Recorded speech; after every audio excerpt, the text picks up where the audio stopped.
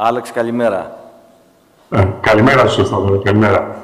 Σε ακούμε και σε βλέπουμε. Σε ευχαριστούμε πάρα πολύ. Ο κύριος Παπαλεξόπουλος, όπως ξέρετε όλοι, είναι πίσω από πολλά από εκείνα τα οποία αποτελούν τον ιστό, θα λέγαμε, λειτουργίας των ενεργειακών αγορών και έχει επίσης μεγάλη πείρα, όχι προφανώς μόνο από την ελληνική ενεργειακή αγορά, αλλά διεθνώς. Αυτή την πείρα θα μας έχει υποσχεθεί να μας μεταφέρει και γι' αυτό έχει τον χαρακτηριστικό τίτλο «Τι έχω μάθει από το σχεδιασμό των ενεργειακών αγορών και το ρόλο των αγορών στην ενεργειακή μετάβαση». Έχεις το λόγο, Άλεξ, και σε ευχαριστούμε πολύ. Ευχαριστώ, Θόδωρε. Με ακούτε? Σε ακούμε κανονικά, ναι. Εντάξει, ευχαριστώ πολύ. Σας καλημερίζω από το μακρινό Σαν Φρανσίσκο.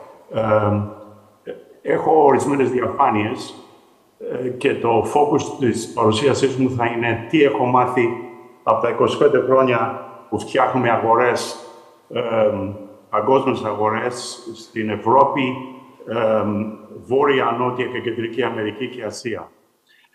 Επίσης, θα σας πω την εμπειρία μου από το ευρωπαϊκό μοντέλο, το περίφημο Target Model, και δεν θέλω να γίνω δυσάρεστος, αλλά είναι καιρός να πούμε ορισμένες αλήθειες. Θα κλείσω με την τρίτη θεματική περιοχή, που είναι ο ρόλος των ενεργειακών αγορών στην ενεργειακή μετάβαση. Λοιπόν, what lessons I have learned over the last 25 years. Πρώτον, organized energy markets cannot solve all the problems, especially problems that involve infrastructure versus commodity. Δεύτερον, technology is relentless. It does not respect rate making, strategic investments, or customer equity. Τρίτον, at the end of the day, economics carry the day. Subsidies should be temporary. They can be effective at the beginning when we start industries and new products, but after a while they distort markets. And we know for sure that the arbitrage will be inevitable.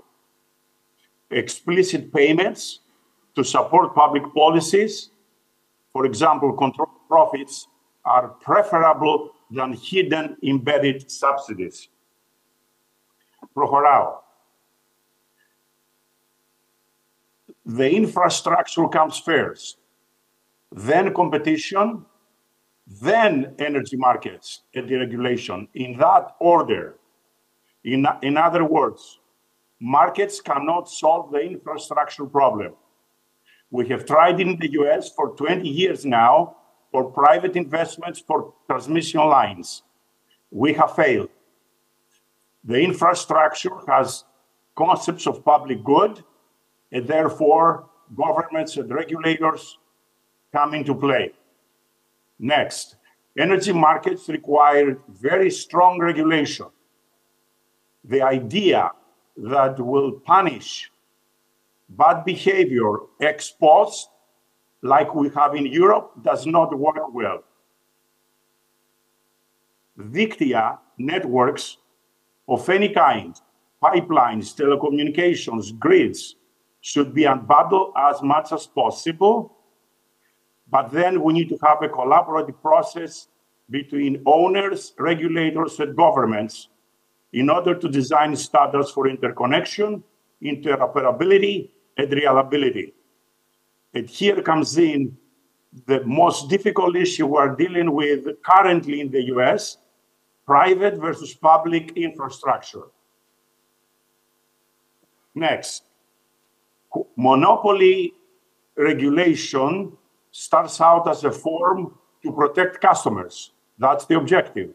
But in most cases, it turns into monopoly protection.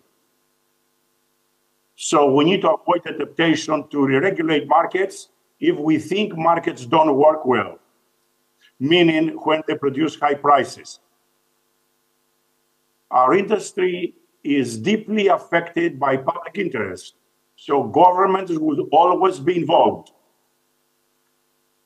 Striking a balance between government intervention, and energy market evolution for commodities is always challenging. We don't know what we do, but it's complicated. When commodity trading stops, investment for infrastructure begins. Given the unique nature of energy supply, the energy market design should be based on economic principles. They matter a lot, much more in other industries that you have many suppliers and many demanders. So in that case, if you make mistakes in market design, it's fine. But in our business, market design matters.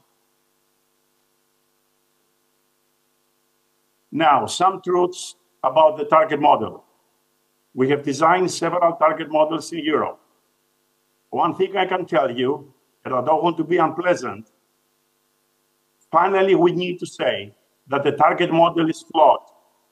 It works better for traders than customers. I will offer 5 examples. And this is a political issue than economic or a technical issue. Number 1, energy transition requires what we call locational market signals.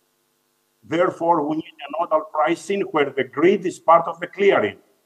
We don't have that in Europe. We need to produce prices at the local level. And that's how we'll harness the investment and the value of assets that are close to the customer, like economic demand response and distribute energy resources like storage. Only locational market signals will give that opportunity. We have developed a nodal market in Poland, and finally, UK is moving to nodal. But the rest of Europe doesn't want to do that, again, for political reasons. Number 2, ex-ante market power mitigation. We need to apply market power mitigation to the offers that come to the market. This is a requirement. The rest of the world, except Europe, has implemented ex-ante market power mitigation. Again, this is a political issue. Last year, we worked with RAE. We implemented the design for that. We proposed it in a meeting to certain European institutions. Certain countries, I don't want to mention, they disagree with that for specific protection of interest of specific trading blocks. I continue. The energy model should be the same for all markets. It's, to me, incomprehensible that the day-ahead model is different than the real-time model. So all the physical problems are not solved in the forward markets, and they propagate all the way to real time. And then we have left the ADMIE to solve these problems. Forward markets, PPAs, and CFDs. I cannot go into detail in this, there is no time. They are so essential to spot markets, and they are not working well in the EU markets. We know that. We need to institute that, and from what I hear, there are efforts to do this now. However, splitting the day-ahead market based on technologies is unacceptable and contrary to economic principles. 2 Nobel Prizes have been given specifically for that reason. 2002, Vernon Smith, and 2020, Stanford for Bob Wilson in economics. Capacity markets are preferable with reliability options, especially for renewable-based systems. They are not universally accepted in the EU region.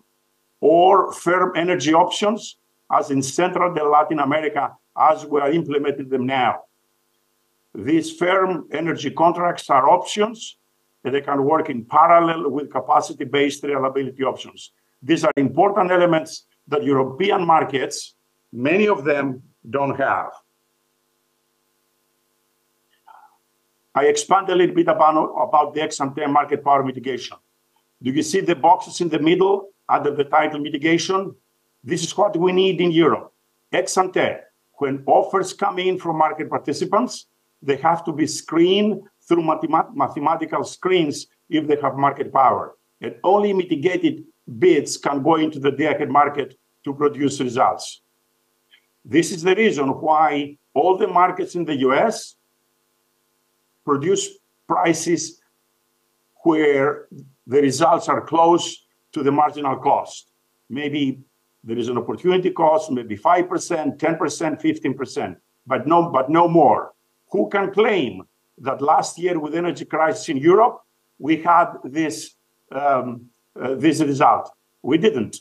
Mitigation is important. The analysis that we did with RAE and the simulations we did with the University of Thessaloniki show benefits of 30% price reduction just from this element.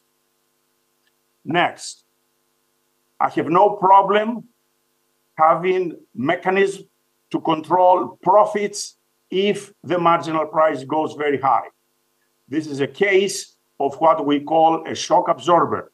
All the US markets have this, meaning if the price goes above one level, here is the dashed line above C that is set by a gas unit D, then we have a price which is lower than that in the lower dash curve from the other units. And that unit is pay as bid.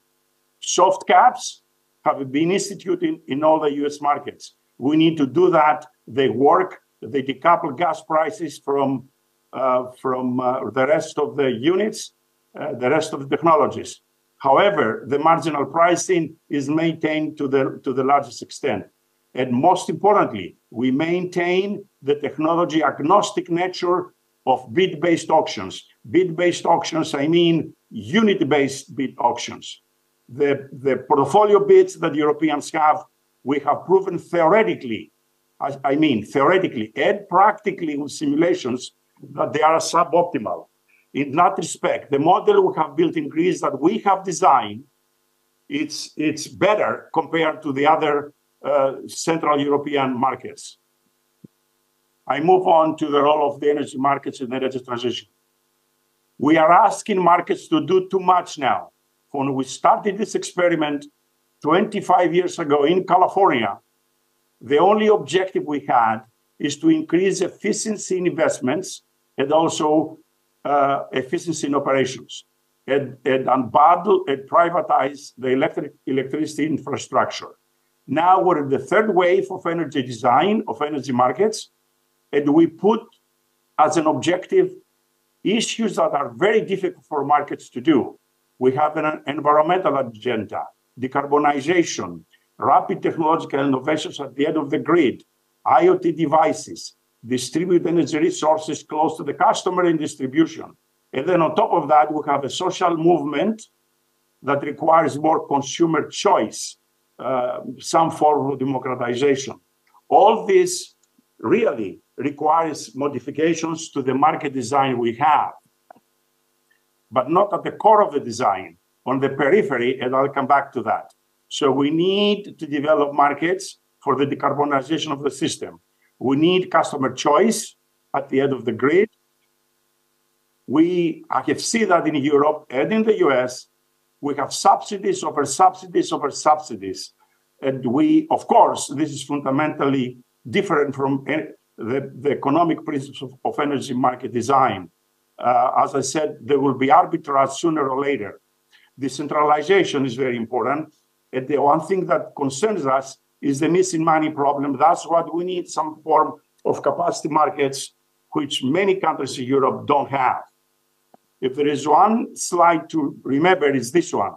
We're moving to multi-tier hierarchical market architectures. We spend all our time at the top yellow box for wholesale markets. The action has moved or is moving closer to the customer in distribution. We call those DSO markets or local energy markets, or even lower, closer to the customer with the distributed energy resources. So we'll have markets for transactive energy, TE. We have markets in distribution levels and markets in the wholesale level. and there will be all sorts of problems communicating one market with the other. If I'm a market participant very close to the customer, I need to have the option to have model participation in a very local level behind the meter in a distribution market, or go directly to the wholesale market. This is what we already start doing in the US. This is an example of how we do that. For example, you have buildings on the left, you pull data in the cloud, you aggregate capacity, you create virtual power plants, this portfolio, VPP portfolios, somebody aggregates them, and then you offer them with sophisticated offers, risk-based offers to markets. And that's how we bring small assets to the market, something we were not able to do it 5 years ago. Price distribution, that's a big deal. People are talking about this. Clearly, the distribution of the markets will change the pricing. We see low price in the middle of the day. We see high prices at night. This is natural. This will be an issue that we'll see in the next years. Already we see that. Well, does it matter? No, it doesn't. That gives opportunity to traders to do arbitrage. It gives opportunity to many other resources like storage to participate and wipe out those price differences. So for us, there's no problem. There will be more volatility. There is no question. But that's why we have hedging instruments. So, useful conclusions. The idea that gas power plants will be the marginal player, as many people in Europe think, for many years to come, is an illusion. Electricity is a commodity, one commodity. It does not matter if it's produced from 10 different technologies, from solar to wind to nuclear to hydro to coal to gas. It doesn't matter. This means we need to stick to technology agnostic unit bid-based auctions for electricity markets. For serious market designers, this is a given. We're not even discussing it. I know it was a debate in previous years, last year in Europe. Fuel costs like bioenergy, storage, RES, demand response, carbon capture will often set prices in the future. Sometimes, some hours, gas will set prices. Also, we are looking at massive curtailments of renewables as they enter the system, and we try to find ways to reduce that with what we call power to X. Methanation, hydrogen, this we think will drop the long-term RES curtailment maybe by 30%. I will touch upon three other important issues. Scarcity. All the markets need to have very sophisticated scarce models. This means operating reserve demand curves. In order to realize the full potential of short-term markets, we need demand response at all times. We don't have that in Europe a lot because we don't have nodal markets. Grid does not participate in the clearing. It's incomprehensible to me that the price in North Macedonia, for example, or in northern Greece, will be the same with the price in Peloponnese. This makes no sense to market designers. Next, resource adequacy. We need to establish resource adequacy for security of supply. We have built about 15 of those markets, and they are important to complement energy markets. We're talking about mandatory capacity contracting imposed to utilities or other organized markets coupled with reliability options or firm energy options if there is substantial hydropower in the system. Storage. One thing I want to tell you here, we have a lot of experience about storage. We have integrated in the markets. There are a lot of issues to deal with in market clearing with the state of charge, participation in ancillary services. One thing we know that you should know, many times they trip along with solar.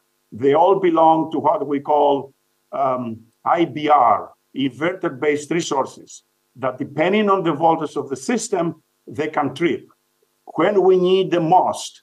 So we need to develop incentives to make sure that these assets are available when we really need them. Key challenges for all energy markets, including the US markets. Grid risk. Grid is the weak link for the energy transition.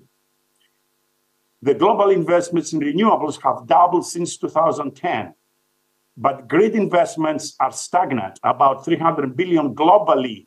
We need to double this.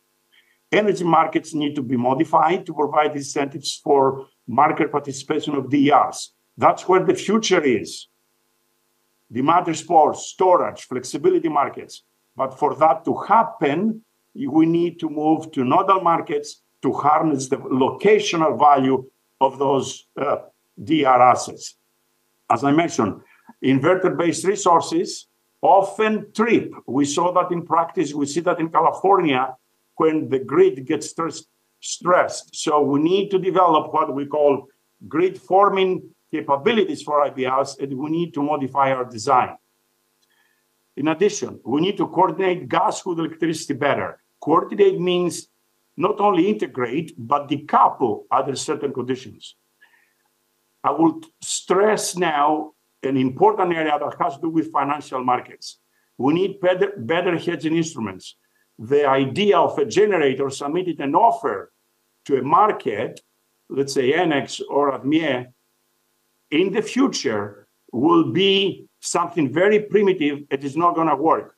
We need sophisticated financial players and financial markets that provide hedging, and this is the key thing, across industries, power, gas, oil, hydrogen. So who is going to do that? You need strong financial players who will be able to provide hedging across various industries. Now we'll say something that does not make me happy, but it's true, and we need to address it. Oil and gas are yielding a higher return on capital than renewables. Actually, the cost of renewables has gone up. So we have higher cost, we have technological challenges that limit the massive deployment of green energy. What's the key? The key is not only regulation, it's subsidies. If you have subsidies in Norway with 5 million people and GDP per capita $89,000, subsidies work. How about India with 1.3 billion people with $2,000 per capita? Is not going to work. So what this leads us to believe is innovation. Innovation in technology is the only way to make this happen. And the last item is strike the right balance between grid investments, which means central planning, regulators, and government, and short-term spot markets. I give an example for storage. Storage can be a transmission asset. It will be rate-based. It will be treated as transmission. This is a grid investment. Or storage could be a merchant asset and participate in markets. One or the other, not both.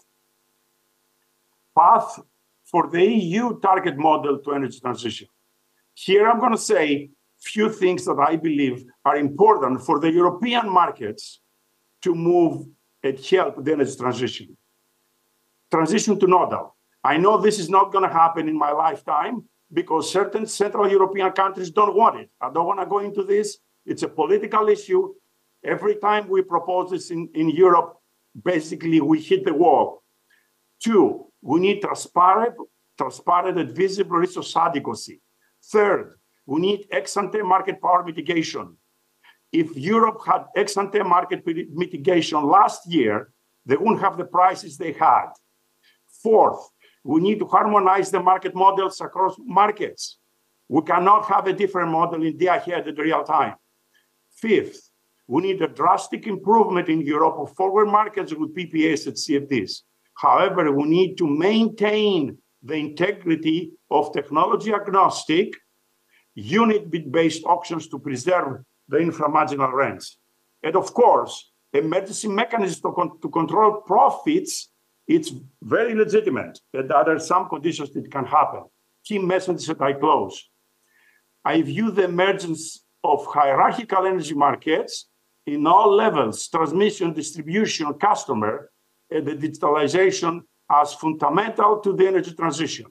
But we need, along with that, capacity markets, scarcity pricing, sound transmission policy for interconnection, robust forward hedging products for customer protection.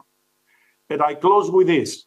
The classical principles, theory and practice, tell us that the existing market design principles based on which we built all the markets for the last 20 years, they are still work.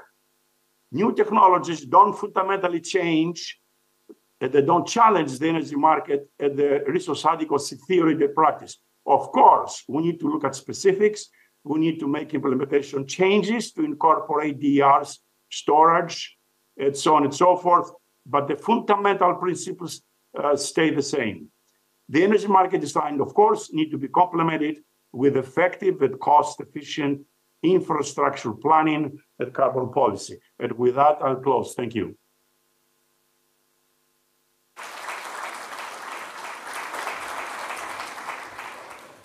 Ευχαριστούμε πολύ τον Άλεξ Παπαλεξόπουλο.